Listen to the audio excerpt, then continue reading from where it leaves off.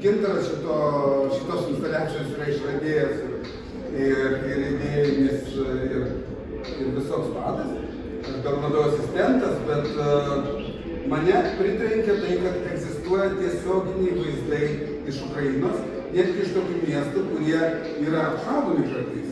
Ir netgi iš tokių miestų, kurie okupuoti. Jeigu neklystu, va ten, kas ten eina, bet eina Donecke, kuris yra okupuotas. Ir tos dar kameros niekas neišjungė. Žmonės susirenka tos vaizdus ir jos rodo. Tai yra čia ir dabar. Šitą dalis. Na, šitą matot, kad